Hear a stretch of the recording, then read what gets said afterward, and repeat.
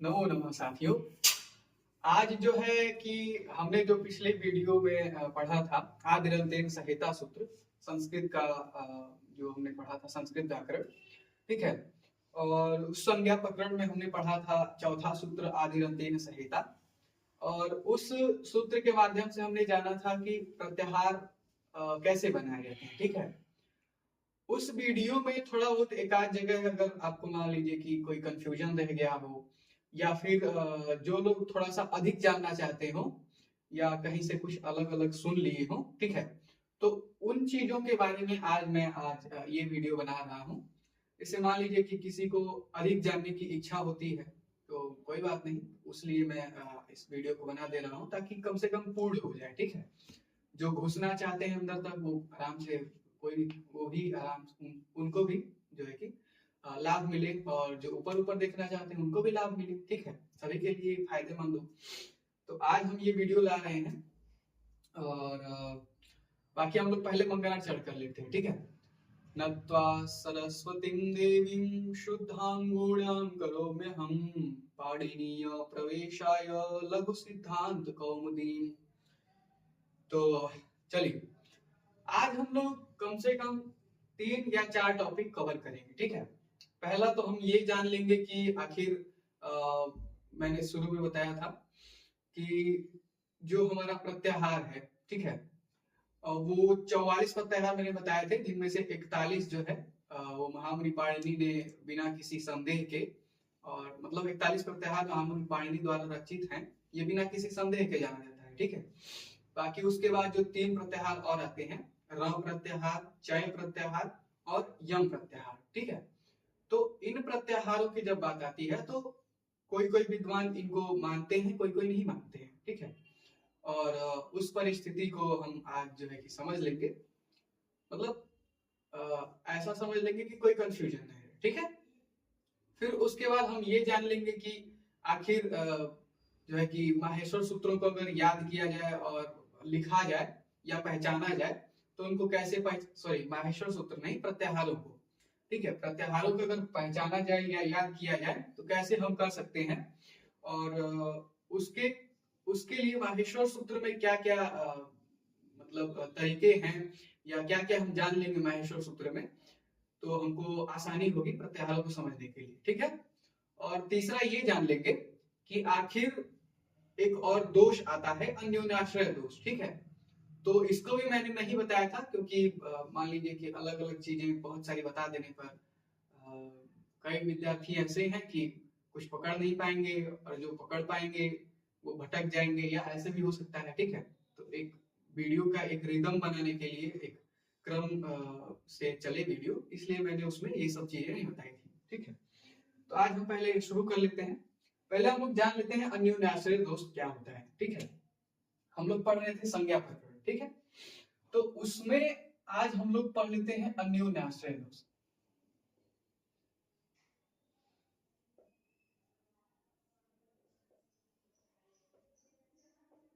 ठीक है, अब ये अन्योन्याश्रय दोष होता क्या है। देखिए, मैंने आपको पहला सूत्र पढ़ाया था हलन्त्यम, ठीक है। और जब मैंने हलन्त्यम पढ़ाया था तो आपने नोटिस किया होगा या ना किया होगा, वो तो आपकी बात है, लेकिन उसमें मैं आपको एक चीज बताता हूं। जैसे मैंने बताया था हलन्त्यम, ठीक है, ये सूत्र पढ़ाया था। और एक और सूत्र चौथा पढ़ाया था, कौन सा, आदिरंत्येन संहिता,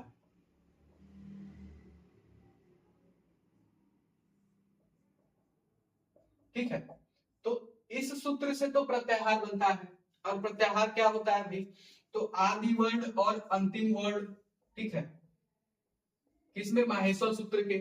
तो माहेश्वर सूत्र के आदि वर्ण और अंतिम वर्ण को मिला करके, मतलब जब एक जगह रख दिया जाता है तो वो प्रत्याहार बनता है, ठीक है, जो कि अपने और मध्यगत वर्णों की संज्ञा करता है, उनका नाम रखता है।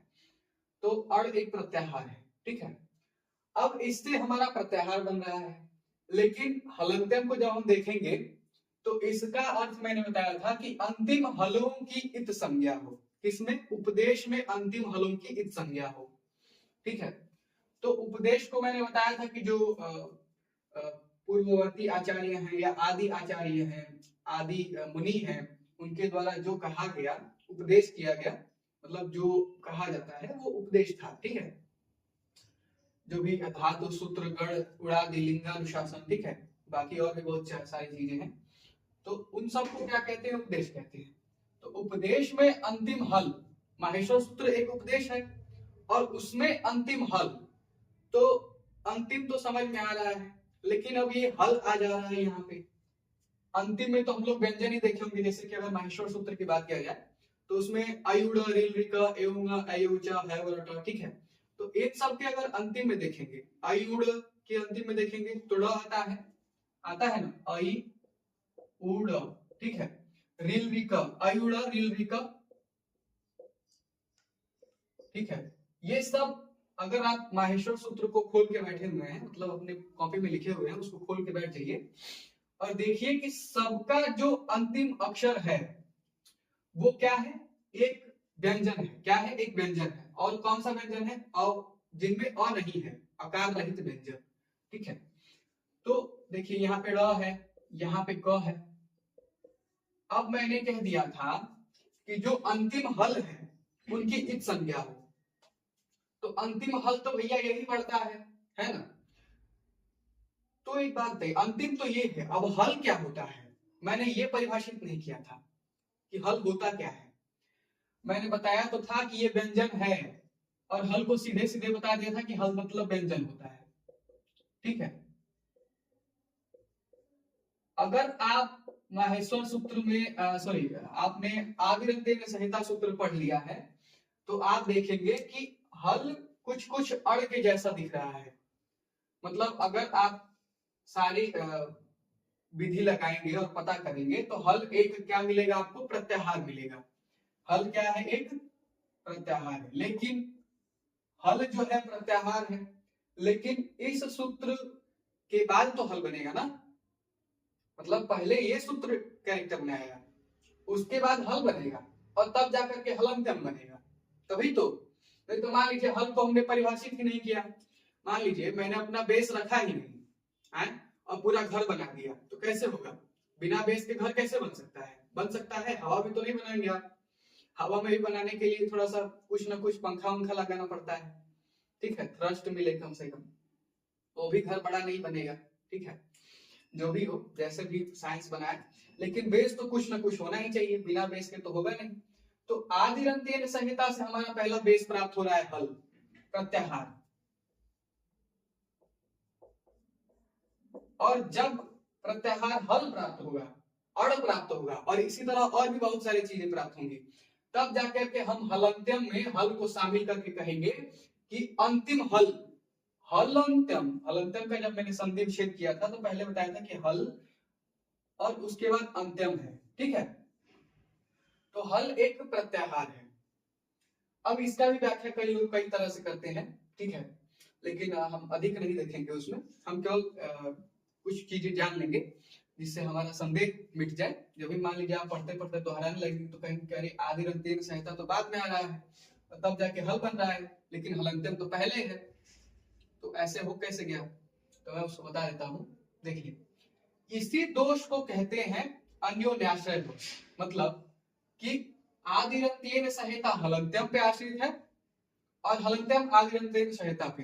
अब हमने ये तो देख लिया कि आदिरंतेन संहिता हलंत्यम पर आश्रित है, लेकिन हलंत्यम आदिरंतेन संहिता पे कैसे आश्रित है, देखिए, जब तक हमको इत नहीं मिलेगा, ठीक है, जब तक हमको इत नहीं मिलेगा, मतलब जब तक हलंत्यम इत नाम रख नहीं देता, तब तक हम आदिरंतेन संहिता का उपयोग भी नहीं करेंगे, क्योंकि इसमें भी इत है, आदिर अंत्येन सह इता, ठीक है, मैंने यही तो बताया था। तो तब तक हम इत का प्रयोग नहीं कर सकते भैया, समझ गया।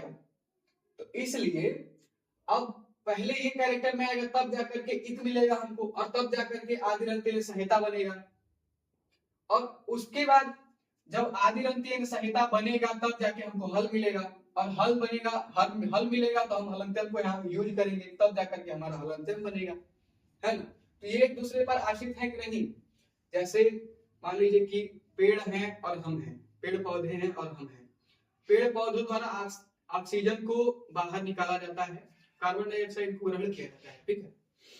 और उस ऑक्सीजन को हम लोग ग्रहण करते हैं और कार्बन डाइऑक्साइड बाहर निकालते हैं। तो एक तरह से हम और पेड़ एक दूसरे पर आश्रित है ना। पेड़ न रहे तो हम नहीं रहेंगे और हम नहीं रहे तो पेड़ भी नहीं रहेंगे। पेड़ तो तभी रह लेंगे, कोई ना कोई जीव तो होंगे ही, लेकिन जीव जंतु पेड़ पे आश्रित हैं ऑक्सीजन के लिए, और ऑक्सीजन पेड़ मतलब हम जो पेड़ जो है जीव जंतुओं पे आश्रित हैं, ऐसा समझिए। तो ये कहलाता है अन्योन्याश्रय दोष। एक दूसरे पर आश्रित हो जाना ही क्या कहलाता है? अन्योन्याश्रय दोष।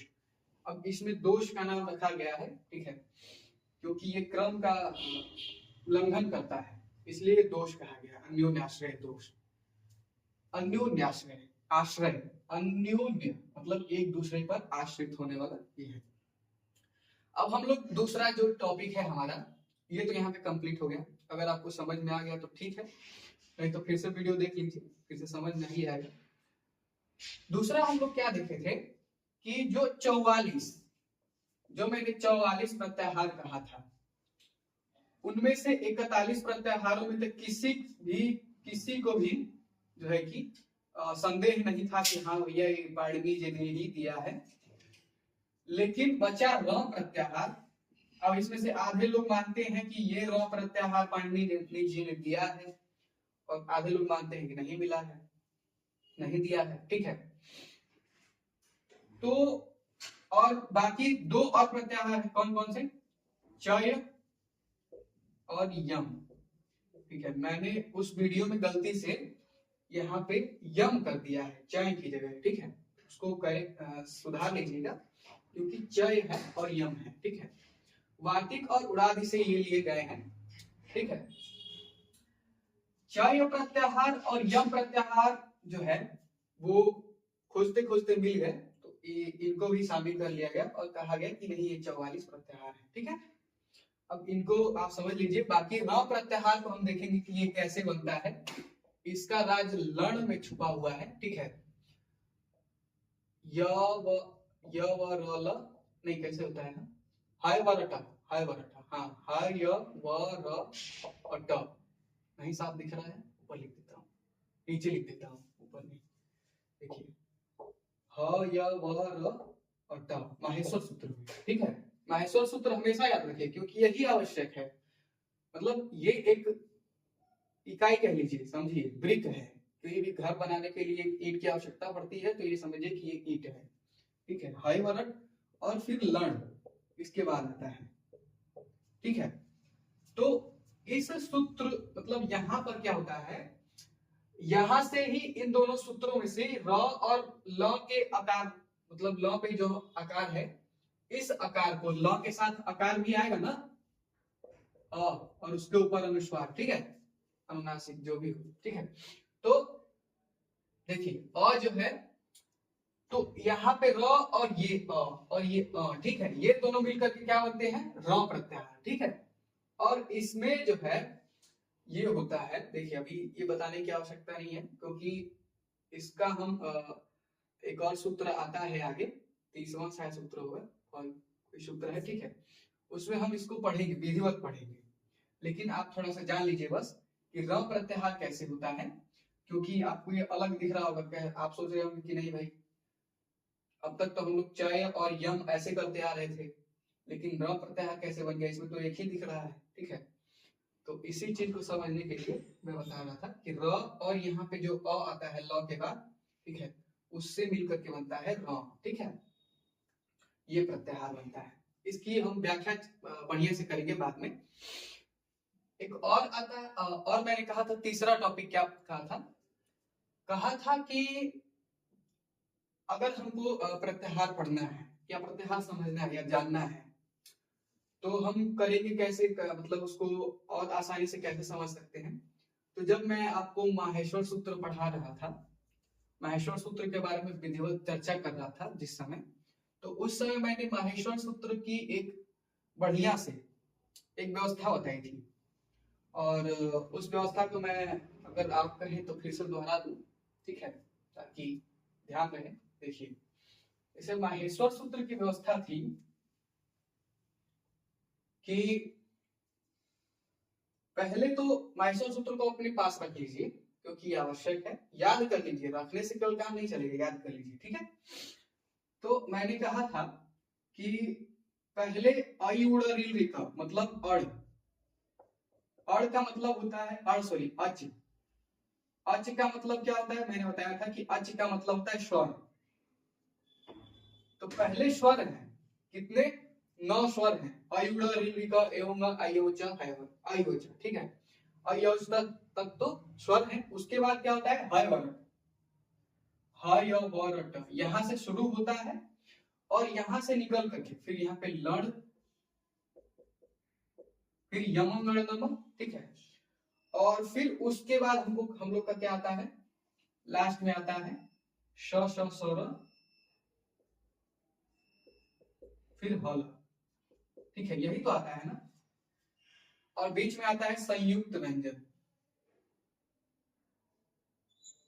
संयुक्त व्यंजन नहीं सॉरी स्पर्श व्यंजन, ठीक है।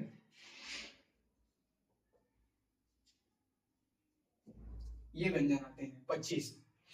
तो ह य व र, ह तो पहले ही आ गया है, य व र और ल ये कौन से थे, उष्म व्यंजन, ठीक है।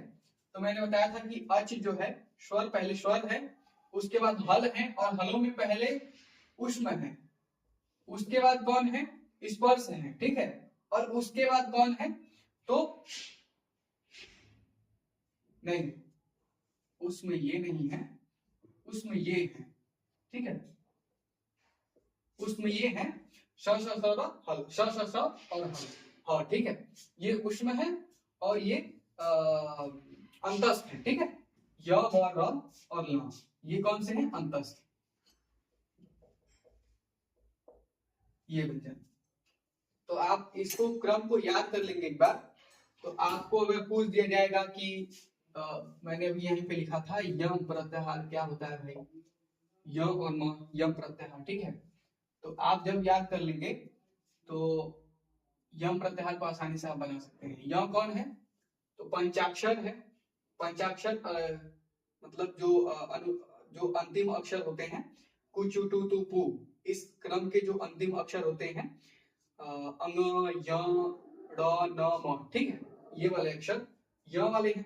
तो य यहाँ से शुरू होता है, याद कर लीजिए आप, यमंगल नाम से य शुरू होता है, और म कौन सा है, लास्ट वाला, तो इत वाला म है, यमंगल नाम झभय, ठीक है। तो य म न ड न म, ठीक है, तो म कौन सा है, इसी यमंगल नाम में आ जाता है, यम अंग ड न और म, इसी में क्या आ जाता है, म आ जाता है। अगर आपको याद है तो आसानी से आप कर सकते हैं, ठीक है। अब इसके बाद अगर कोई उस वीडियो में या इस वीडियो में या कहीं से भी आपको कोई दिक्कत आ रही है जितना मैंने पढ़ाया है, कोई भी अगर आपको संदेह लगता है, डाउट लगता है, तो आप बेझिझक हमसे कमेंट सेक्शन में पूछिए, जिसका निवारण हम समय अनुसार करते रहेंगे। और आगे का जैसा कि मैंने सूचना डाला ही है, अनाउंसमेंट किया है कि हम जल्दी ही फिलॉसफी और एआईएससी पढ़ने वाले हैं, तो बने रहिए हमारे साथ, मिलते हैं। नमस्कार, जय श्री राम, जय तु भारतम, जयतु संस्कृतम, जयतु भारतस्य संस्कृति, जय हिंद।